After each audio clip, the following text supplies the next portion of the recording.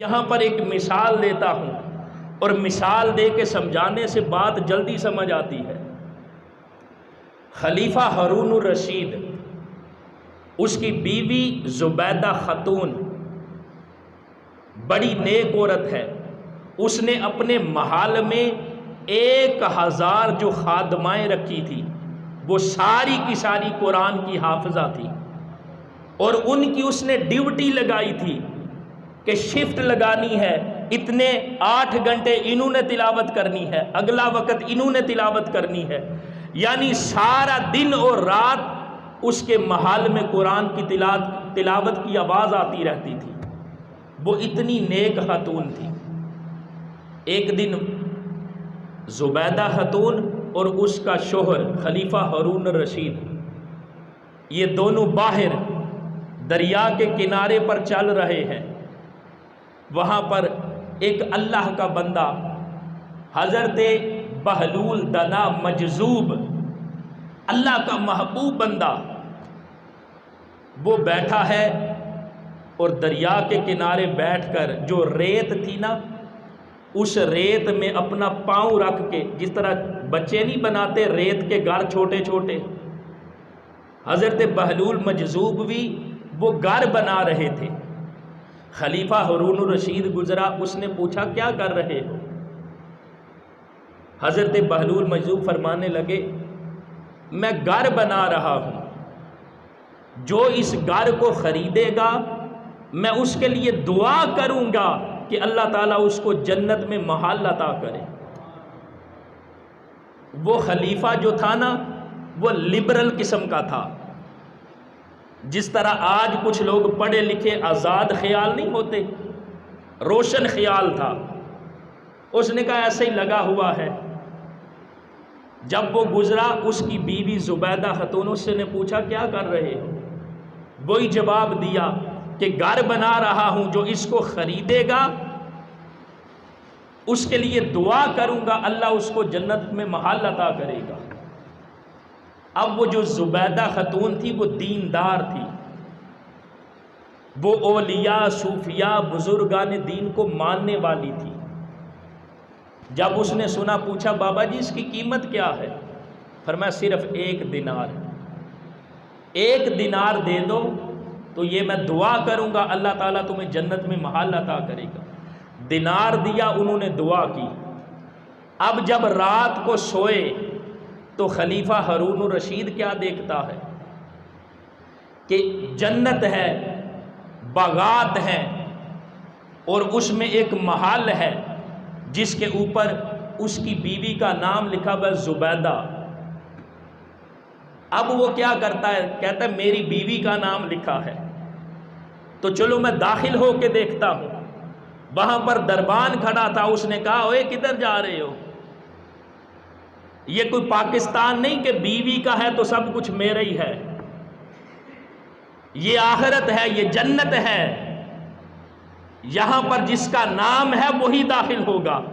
اس کو روک لیا۔ اب رات کو جب اس نے دیکھا تو اسی کشمکش میں صبح کا انتظار کرنے لگا کہ وہ جو اس مجذوب نے دعا کی تھی نا، وہ اللہ کی بارگاہ میں قبول ہوئی ہے اور اس کو اللہ نے محل عطا کیا۔ اب صبح اٹھا، بھاگتا ہوا گیا، اپنی بیوی کو ساتھ لیا، کہا اسی مجذوب کے پاس چلے۔ جب دیکھا تو پھر وہ اسی طرح بنا رہے ہیں۔ پوچھا بابا جی کیا کر رہے ہو؟ فرمایا میں گھر بنا رہا ہوں، جو خریدے گا اس کے لیے میں دعا کروں گا، اللہ اس کو جنت میں محل عطا کرے گا۔ اب یہ ساری بات جو سمجھائی ہے نا، یہ بات میں کرنا چاہتا ہوں جو اب آئی ہے۔ اب اس خلیفہ ہارون الرشید نے پوچھا بابا جی اس کی قیمت کیا ہے؟ آپ نے فرمایا اس کی قیمت تمہاری ساری دنیا کی بادشاہت ہے۔ کچھ مورخین نے یہ بھی لکھا کہ آپ نے فرمایا اس کی قیمت 10,000 دینار ہے۔ خلیفہ ہارون الرشید کہنے لگا کہ کل تو 1 دینار تھی اور اب اتنی مہنگائی، کہ ایک ہی دن میں اتنی مہنگائی ہو گئی۔ اب وہ جو مجذوب نے کہا وہ بات سننے والی ہے۔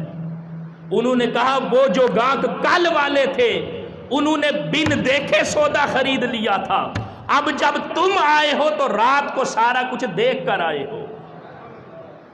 تو دوستان محترم، اصل ایمان بھی کیا ہے کہ بن دیکھے بندہ خدا کو مان لیا ہے۔ جب خدا کو مان لیا ہے تو اب اپنی ساری زندگی اس خدا نے جو جو کہا ہے اس کو بھی مان لے۔ ہمارا عالمیہ یہ ہے نا، ہم خدا کو مانتے ہیں، مسلمان ہیں، لیکن ہم رب کی نہیں مانتے۔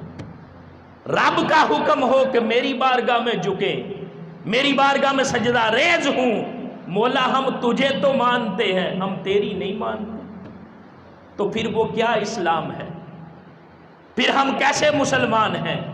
مسلمان وہ ہے حقیقت میں جس کو دین اسلام کی روح سمجھ آئی ہے اور خدا کو مان کر اس خدا کی بارگاہ میں جھکنے والا بن گیا۔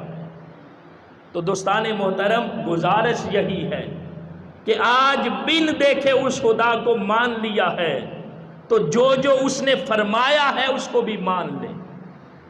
آج دنیا میں جنت کا سودا سستا ہے،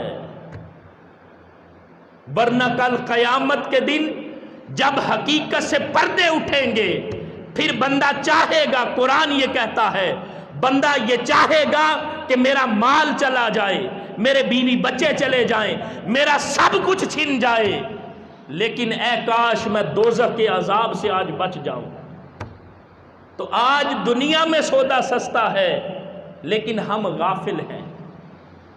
دیکھیں نا، اگر کوئی ڈاکٹر آپ سے کہے، کسی کو کوئی بیماری ہو، کوئی ڈاکٹر آپ سے کہے نا کہ یہ چیز آپ نے نہیں لینی، اس سے پرہیز کرنا ہے، اگر یہ چیز کھاؤ گے تو اس کا برا اثر تمہاری صحت پہ پڑے گا۔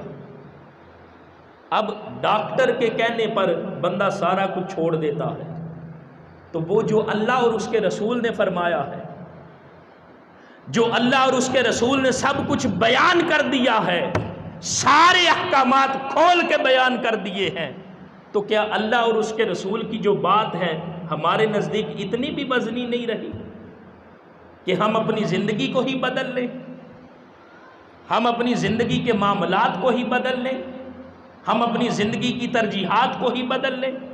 تو دوستان محترم، آج دنیا میں سودا سستا ہے اور آج ہی سے خود کو بدلے، آج ہی سے اپنی زندگی میں وہ معاملات، وہ حسن معاملات اختیار کریں جو آخرت میں اللہ کی بارگاہ میں ہمیں سرخرو اور کامیاب کر دیں۔